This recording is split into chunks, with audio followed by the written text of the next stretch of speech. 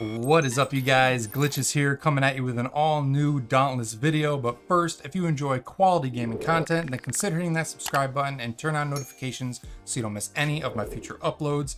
That being said, in today's video, I wanted to go over all the killer updates that are coming with patch 1.7.4, and that includes the long-awaited Phalanx behemoth. Yes, that is right, the Phalanx is finally here, and man, is it really cool, and I'm going to be excited to share about it. We'll probably have multiple videos about it as well, so keep an eye out for the in-depth guide and things like that. But let's jump right into all the details. So first things first, obviously we have the new Phalanx. Ostia has unleashed the Phalanx on the Blazeworks in the hunting grounds. Defeat behemoths on the island to become energized. While energized, not only will you be getting a movement speed buff, but you will use those energized buffs to activate 6 valves that are hidden throughout the hunting grounds to summon this affront against nature in the Forge Arena. Destroy it enough times to craft unique weapons and armor from its parts. Now, as you guys can see, it is a Scrave or Shrike variant rather. The cool thing about it is it's actually like mechanized. It's like a man-made version of a behemoth. And I think that's totally cool of an idea. But if there's anything cooler than a mechanized behemoth, it's a mechanized behemoth with frickin' laser beams attached to their heads. So yeah, and with the exception of the laser beams, not only do we have that, but he has a slew of other really cool maneuvers and tactics that he can pull depending on his enraged or aether state form. So be sure to look out for that guide, and I'll show off all the different moves that he's got. It's a pretty cool fight. But moving on, we also have a new perk coming to the game, and it is called Omni Surge. For those of you that want more abilities, we introduced the new Omni Surge cell. This perk reduces the cooldown of our Omnicell abilities by up to 20%, and on Omnicell activation, reduces the cooldown of our Lantern ability by up to 40%. So almost double the speed of what it normally is when you activate this. So if you're big into like using your active abilities on a frequent basis and you've gotten really good at that, especially like your high-powered Ice Lance with Iceborne or your Tempest Dash, things like that, this has the potential to be a really cool combo to make those Omnicells and your Lanterns, because they're so much more important, a lot more effective now. So a really cool new cell that they're adding to the game. This is just a generic perk. It's not an Omnicell, so pretty cool. Moving on, we also have a new quest line. Show Ostia that Slayers are the ultimate weapon. Talk to Admiral Janik Zai in Ramsgate to begin the First Blood quest line. Completing this quest line will reward you with the new Scorchwing Reborn chest and Scorchwing Visionary helmet rumors. So we've got 2 new armor rumors that I'm going to be making videos for, so be sure to stay tuned for that as well. And then moving on, we also have a few more rumors, and this time it's going to be weapon skins. We've added the EN MS1 Longshot Warpike skin. That is the Warpike that's pictured in the loading screen, as well as the Executioner's Decree Axe skin rumor. So that one actually doesn't drop until the 16th of September, but it will still be this Hunt Pass season. The only thing is you must complete the EN MS1 Longshot rumor before that Executioner's Decree Axe skin rumor will pop up after the 16th. So make sure you get that Warpike skin one done as soon as possible. That way you're not wondering why the Axe one isn't popping up come the next week or two. Moving on, we have a new dye rumor that's coming to the game. The Sagacity dye rumor is going to be added. That is the white dye that goes with Winterhorn Scrave and regular Scrave. It might drop from, I'm sure it would be the heroic version. While battling, Winterhorn Scrave. To start the rumor quest, speak with Gregario after obtaining the rumor drop. I'm assuming it'll be like just all the other rumors.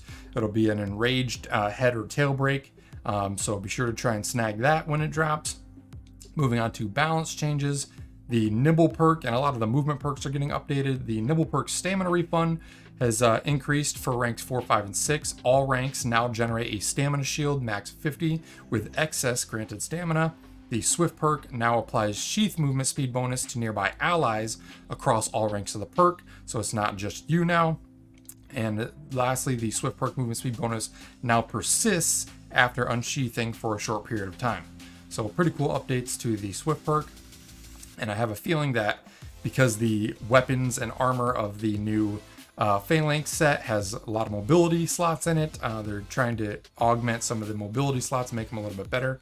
For the hunting grounds, they reduced part health scaling for behemoths in the Blazeworks, so parts are easier to break in a reasonable amount of time.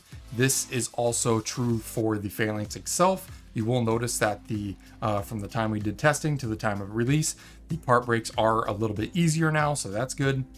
And it's also good because you would probably need to do about a minimum, from my testing, about 60 runs with decent amount of part breaks every time to unlock every new piece of armor and weapons that you were able to craft from the Phalanx. So you're gonna have to farm them quite a bit. So having that reduced part break health is gonna be pretty helpful. Also, the heroic Razorwing Carabac now spawns in the Blazeworks as well. Moving on, the repeaters damage bonus from Marksman's Chamber ability are now calculated as an additive rather than multiplicative modifier, so a little bit of a nerf there. It'll be slightly less damage because it's not multiplicative anymore. The quality of life, they improved Nezaga a bit. Not only did the hitbox and colliders get updated, but the interrupt window and interruptible areas that players must hit have been changed as well. It's now the head and shoulders. And last but not least, they're actually giving a polished new look and updated look to the model of Nezaga across all the different types. I'll probably show a picture here to kind of preview what they updated. Looks a little cleaner now, and now that they're updating a lot of the shock behemoths, I think this is kind of like the first step in that direction. So pretty cool updates there. For UI, they updated the name of the Scream of the Shrike repeaters so that they aren't too close to the name of the Scream of the Shrike Warpike. It is now the Eyes of the Shrike repeaters. And lastly, the Thunderdeep Drask weapons now have corresponding mastery cards. They weren't there before. Moving on to bug fixes, the Skarn Lantern now does full damage as advertised. It was short by 1 tick of damage. So a lot of people didn't even notice that, but it'll be getting even stronger now. Throw in the new Omni Surge perk and you'll be able to activate it even more frequently, so that has some potential to be really helpful for big shield builds. They also fixed a bug where Urska's legendary ability wasn't accounting for the perks in its damage calculation against behemoths. It was only working properly against fauna. The Etheric Evasion now triggers only once per successful dodge as intended. The Discipline Omnicell now generates just a single stack per successful parry. They fixed an issue with the Discipline state where it persisted too long. The Tempest Omnicell now generates just a single stack per successful dodge. And the Tempest Omnicell now properly includes the Consume stack of velocity in its damage calculation. Moving on to Behemoth specific, for Hellion, they removed an incorrect fire visual effect at the base of Hellion's feet. For Koshai, the Shadow Touch Koshai's antlers now disappear when you break them off. For Nezaga, they fixed the Nezaga's jaw during a backhand attack animation. For Shrike, they fixed a bug where Shrike's tails were not always taking part damage, and fixed a bug where the tail's wound effect was showing on Shrike's leg. And then last but not least, for Scrave, they fixed a bug where Scrave tails were not always taking part damage. Pretty much all of those bird behemoths were having weird issues with the hitboxes on the tails, so I'm glad they updated that. For UI bug fixes, the Escalation Boost UI no longer overlaps your cosmetic crowns. The Escalation Boost time remaining text won't appear when you've already purchased an Escalation Boost. The Malkirian, Torgadoro, Thrax, Agris, and Urska mastery pages are unlocked when the corresponding hard escalation is unlocked. The Omnicell craft tracking now shows the correct icon and type. The player will now see the correct platinum skip options on their active objectives.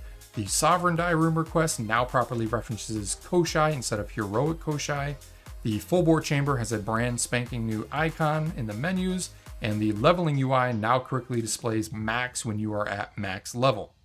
And then last but not least, for the hunting grounds, they replaced the idle animation of the Austrian enforcers, those like guards that are just posted up at the entrances in the Blazeworks, to a smoother animation, so they're not as kind of like twitchy and robotic. It's a little bit smoother of an animation now. But yeah, not too many updates this time around, but the ones that did drop were pretty big. Obviously, the Phalanx is the biggest one, so really excited about that. And again, stay tuned for my in-depth guide. I'm probably going to have a video guide on how to summon him, because some of the locations of the pipes that you have to turn and stuff can be kind of confusing at first. So I'll show you guys a guide on how to summon the Phalanx, as well as some tips and tricks on how to beat him a little more easily. But yeah, that's pretty much all I got for you guys today. If you enjoyed this video, be sure to smash that like button, help us break the algorithm a little bit. And as always, if you're not already a member of the Glitch Gang, be sure to click those links down in the description and join us. We got hundreds of Slayers in there, always looking for new players to hunt with. And like I mentioned in the beginning, we're giving away 5 more Elite Hunt Pass codes. That ends on Thursday when this new patch drops. So be sure to head in there, join us, click that reaction in the giveaway channel, and hopefully you'll be the lucky winner. But yeah, until the next time, you guys, I hope you had a great day, and we'll see you later. Thanks so much for watching, you guys. I hope you enjoyed the video. If you did, be sure to hit that like button. Also, if you're looking to join a killer community of like-minded gamers, then be sure to click the link in the description and join the Glitch Gang Discord server. We continue to grow every day, and it's filled with all your favorite game discussion channels, as well as several LFG channels to help you find that perfect group for your next hunt or raid. Lastly, if you're new to the channel and want to keep up to date with all my future content, then consider hitting that subscribe button and turn on those notifications. Hope you all had a great day, and I will catch you on the next one.